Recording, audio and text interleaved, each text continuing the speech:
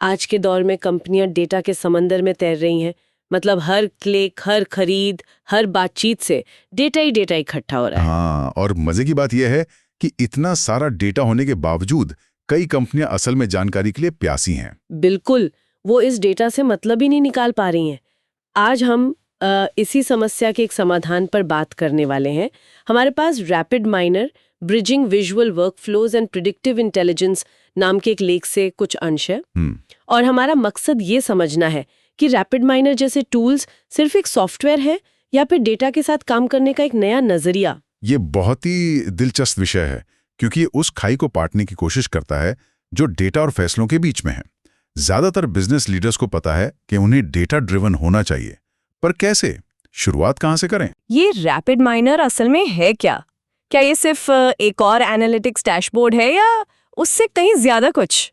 ये एक डैशबोर्ड से तो बहुत ज्यादा है। इसे आप एक पूरी वर्कशॉप की तरह समझिए। वर्कशॉप? हाँ, मतलब ये एक ऐसा प्लेटफॉर्म है जो डेटा साइंस की पूरी यात्रा में साथ देता है।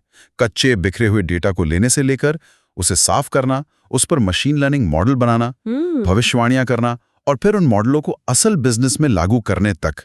ये एक, आप कह सकते हैं, एंड टू एंड इकोसिस्टम है। ओके, इकोसिस्टम शब्द इसे काफी बड़ा बना देता है, लेकिन जो बात मुझे सबसे ज्यादा चौंका रही है वो ये है कि ये तकनीकी और गैर तकनीकी दोनों तरह के लोगों के लिए है। ये कैसे हो सकता है? हाँ, डेटा साइंस तो पारंपरिक रूप से बहुत ज्यादा कोडिंग, स्टैटिस्टिक्स और मतलब गहरे तकनीकी ज्ञान की मांग करता है। क्या ये दावा कुछ ज्यादा नहीं है कि मार्केटिंग टीम का कोई सदस्य भी इसका इस्तेमाल कर सकता है? यहीं पर इसका सबसे बड़ा और मैं कहूंगा क्रांतिकारी फीचर काम आता है, जिसे नो कोड लो कोड एनवायरनमेंट कहते हैं। नो कोड लो कोड? इसमें एक ड्रैग एंड ड्रॉप इंटरफेस होता है। आप इसे ऐसे सोचिए जैसे आप लेगो ब्लॉक से कुछ बना रहे हो। अच्छा। हर ब्लॉक एक काम करता है। एक ब्लॉक डेटा लाता है, दूसरा उसे साफ करता है, तीसरा उसमें से पैटर्न ढूंढता है।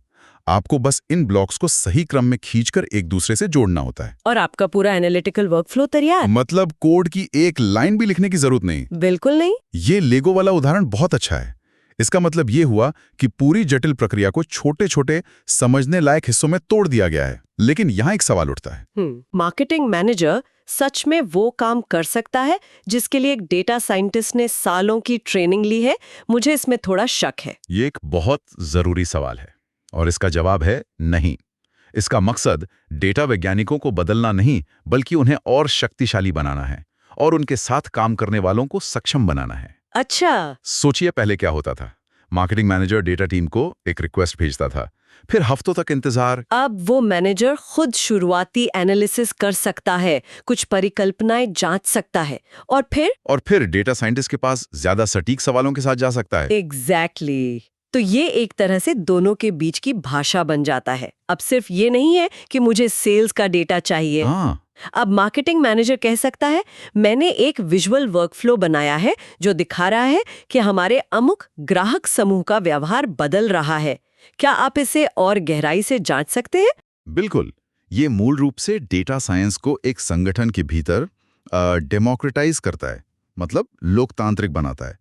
पर इसका असली मतलब ये है कि अब सिर्फ अनुभव पर चलने वाले मैनेजर और सिर्फ डेटा पर चलने वाले साइंटिस्ट के बीच की लड़ाई खत्म हो सकती है।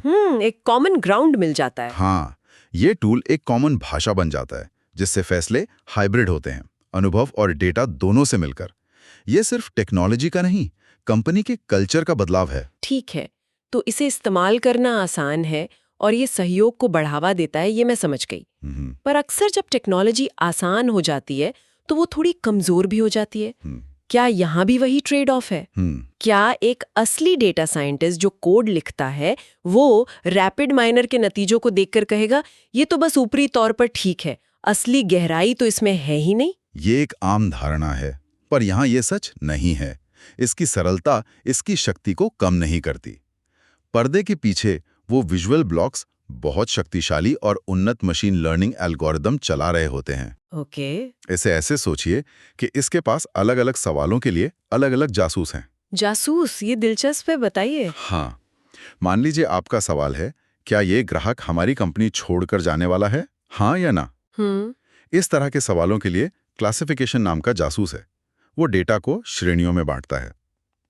फिर अगर आपका सवाल है, अगले 3 महीनों में हमारी बिक्री कितनी होगी, तो उसके लिए रिग्रेशन जासूस है। जो एक नंबर का अनुमान लगाएगा। बिल्कुल, जो एक संख्यात्मक मान का अनुमान लगाता है। और अगर मेरे पास कोई सवाल ही ना हो, बस मैं अपने ग्राहकों को बेहतर समझना चाहती हूँ, उसके लिए भी एक जासूस है जिसका नाम है क्लस्टरिंग।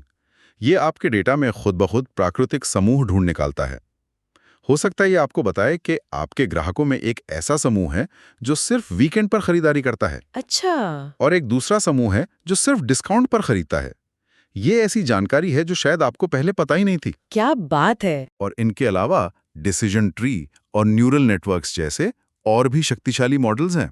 तो ये एक ऐसा टूल बॉक्स है जिसमें हर तरह के काम के लिए सही और शक्तिशाली औजार मौजूद हैं। ठीक है, तो ये जासूस बहुत स्मार्ट हैं, लेकिन वो किसी केस को तभी सुलझा सकते हैं जब उन्हें दिए गए सुराग अच्छे हों। डेटा की दुनिया में कहावत है, गार्बेज इन गार्बेज आउट। हाँ बिल्कुल। मतलब अगर आप खराब डेटा डालेंगे तो नतीजे भी खराब ही मिलेंगे। असल दुनिया का डेटा तो हमेशा गंदा और अधूरा होता है। ये टूल उस गंदगी से कैसे निपटता है? आपने बिल्कुल सही नब्ज पकड़ी है। कोई भी मॉडल तभी अच्छा काम करेगा जब उसे साफ डेटा मिलेगा। रैपिड माइनर में डेटा की तैयारी के लिए खास टूल्स हैं। जैसे अगर आपके डेटा में कुछ जानकारी अधूरी है तो ये उसे भरने या उन पंक्तियों को हटाने में मदद करता है। ये डेटा को एक फॉर्मेट से दूसरे फॉर्मेट में भी बदल सकता है। स्रोत में फीचर इंजीनियरिंग जैसे भारी भरकम शब्द का भी जिक्र है। इसका क्या मतलब है? फीचर इंजीनियरिंग सुनने में बड़ा टेक्निकल लगता है, पर इसका मतलब बस ये है कि आप डेटा के ढेर में से असली सोना निकाल रहे हैं। सोना निकाल रहे हैं? हाँ, मान लीजिए आप अनुमान लगा रहे हैं कि कोई घर कितने में बिकेगा। आपके पास 100 तरह का डेटा है। घर का रंग, दरवाजे का हैंडल, बगीचे में लगे फूल, कमरों की संख्या और लोकेशन। ओके। फीचर इंजीनियरिंग ये तय करने की कला है कि इनमें से लोकेशन और कमरों की संख्या सोना है और दरवाजे का हैंडल का रंग शायद उतना जरूरी नहीं। ये टूल आपको ये पहचानने में मदद करता है कि कौन सी जानकारी सबसे ज्यादा मायने रखती है। तो अगर डेटा को साफ करना और उसमें से सोना निकालना इतना जरूरी है, तो पता कैसे चलता है कि वो साफ हुआ भी है या नहीं? क्या हमें बस नंबरों की लंबी लिस्ट को घूरते रहना पड़ता है, या उसे देखने का कोई बेहतर तरीका भी है? नहीं, बिल्कुल नहीं। शायद यहीं पर विजुअलाइजेशन काम आता होगा। बिल्कुल, यहीं पर इंटरैक्टिव डेटा विजुअलाइजेशन की सुविधा काम आती है। यह आपको डेटा को चार्ट और ग्राफ के रूप में देखने की सुविधा देता है। जब आप डेटा को सिर्फ नंबर्स की एक लंबी लिस्ट के बजाय एक तस्वीर के रूप में देखते हैं तो पैटर्न ज्यादा आसानी से दिखते हैं। हाँ, उसमें छुपे हुए पैटर्न्स और ट्रेंड्स को समझना बहुत आसान हो जाता है। आप मॉडल बनाने से पहले ही डेटा के बारे में एक अच्छी समझ विकसित कर लेते हैं। आप देख सकते हैं कि कहाँ गड़बड़ी है, कहाँ डेटा अजीब व्यवहार कर रहा है। ये सब सैद्धांतिक रूप से तो बहुत अच्छा लग रहा है। चलिए इसे और ठोस बनाते हैं। मान लीजिए मैं एक ऑनलाइन जूते बेचने वाली कंपनी की सीईओ हूँ। ओके। मेरे पास ग्राहकों का, बिक्री का, वेबसाइट ट्रैफिक का बहुत सारा डेटा है। ये टूल असल में मेरे बिजनेस को दिन प्रतिदिन कैसे बदलेगा? बहुत अच्छा उदाहरण है। सबसे पहले कस्टमर एनालिटिक्स को लेते हैं। आप क्लस्टरिंग का इस्तेमाल करके अपने ग्राहकों के छिपे हुए समूह बना सकते हैं। शायद आपको पता चले कि आपके यहाँ मैराथन रनर्स का एक समूह है जो सिर्फ महंगे रनिंग शूज खरीदता है, और एक कैजुअल स्नीकर लवर्स का समूह है जो स्टाइल पे ध्यान देता है। तो मैं दोनों के लिए अलग अलग मार्केटिंग कर सकती हूँ? बिल्कुल, जिससे आपका पैसा सही जगह लगेगा। ठीक है, ये तो ग्राहकों को समझने की बात हुई। मेरे बिजनेस के कामकाज का क्या? यहाँ बिजनेस इंटेलिजेंस और प्रिडिक्टिव एनालिटिक्स काम आते हैं।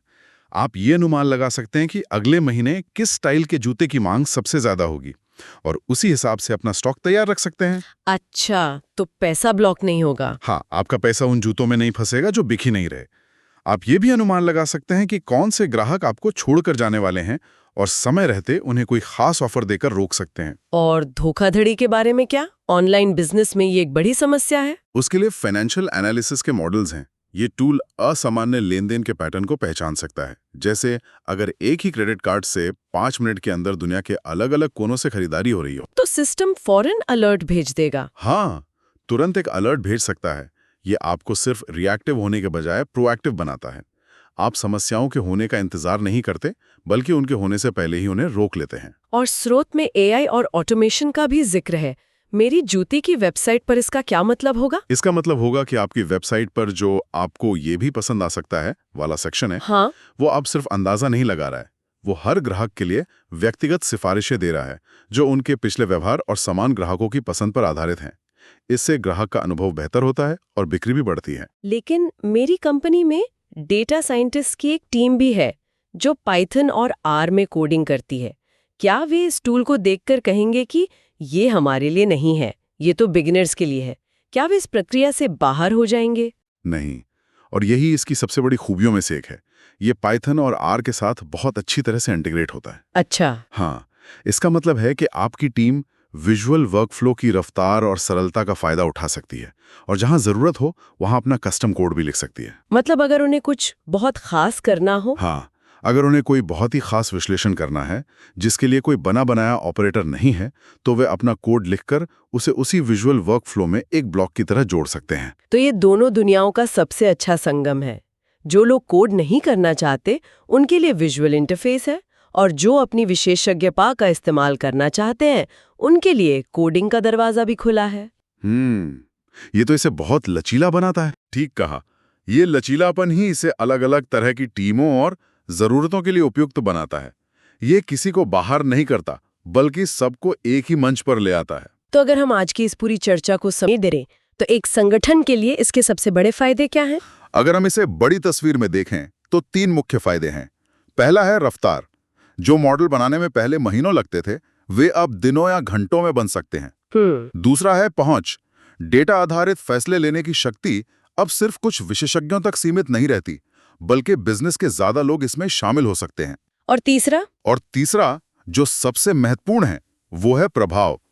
जब फैसले सिर्फ अंदाजे पर नहीं, बल्कि ठोस डेटा और सटीक भविष्यवाणियों पर आधारित होते हैं, तो कंपनी की सफलता की संभावना कई गुना बढ़ जाती है। तो आज के इस चर्चा का सार ये है कि रैपिड माइनर सिर्फ एक टूल नहीं है, बल्कि ये कच्चे और बिखरे हुए डेटा को कार्रवाई योग्य जानकारी में बदलने की प्रक्रिया को देखने का एक नया तरीका है। यह इस्तेमाल में आसान होने के साथ साथ शक्तिशाली मशीन लर्निंग की क्षमताओं को जोड़ता है, जिससे कंपनियां इस डेटा चालित दुनिया में सिर्फ टिकती नहीं रहती, बल्कि आगे बढ़ती हैं। बिल्कुल सही कहा। जो कंपनियां एनालिटिक्स का सही मायनों में लाभ उठाना चाहती हैं, उनके लिए रैपिड माइनर एक पुल की तरह है, जो कच्चे डेटा और बेहतर व्यावसायिक फैसलों के बीच की खाई को पाटता है। ये उस वादे को पूरा करता है जो बिग डेटा ने सालों पहले किया था, डेटा को एक बोझ से एक संपत्ति में बदलने का वादा। और ये चर्चा एक बहुत महत्वपूर्ण सवाल भी खड़ा करती है। हाँ, हमने इस पर बात की कि कैसे इस तरह के टूल्स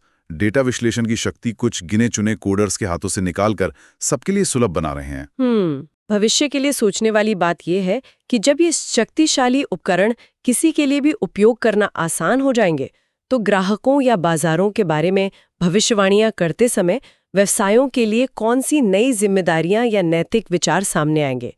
जब कोई भी भविष्य का अनुमान लगा सकता है, तो उस शक्ति का जिम्मेदारी से उपयोग कैसे सुनिश्चित किया जाए।